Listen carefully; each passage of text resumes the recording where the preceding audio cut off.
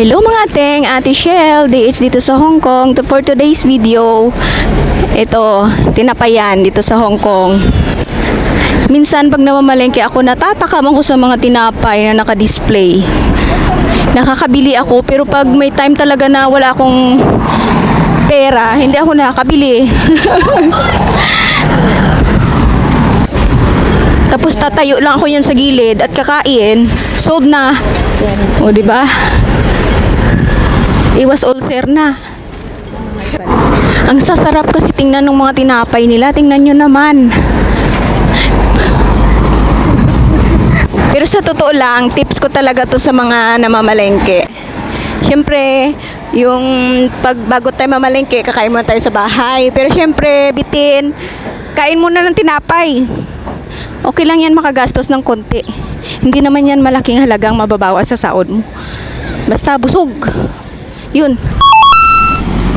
Bilang katulong dito sa Hong Kong, kailangan din nating gumastos para sa food natin. Kasi pag iasa lang natin lahat sa issue-shoulder ng amo, may mga amo talaga na hindi sapat magbigay ng pagkain. So, kailangan nating alagaan ang sarili natin kasi ito lang yung puhunan natin dito. Kailangan nating busugin yung sarili natin. Hindi naman busog na busog, pero huwag lang tayong malipasan ng gutom. At saka, huwag tayong manghinayang pagdating sa food.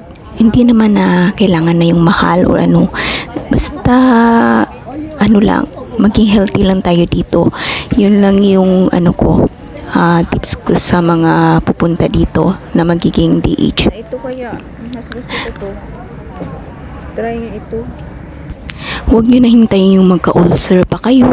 Di kaya magkaroon kayo ng problema sa tiyan dahil lang sa palipas ng gutom. Yan kasi yung karamihan nangyayari, pero masakit kasi lalo na pag maaga ka pang nagtatrabaho. Unahin talagang kumain ng konti at inuman ng tubig muna pag maaga pa na late na kumakain.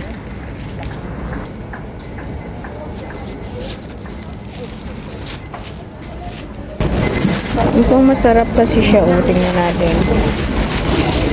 $9.5 guys. Times 7.50. Depende sa agoy.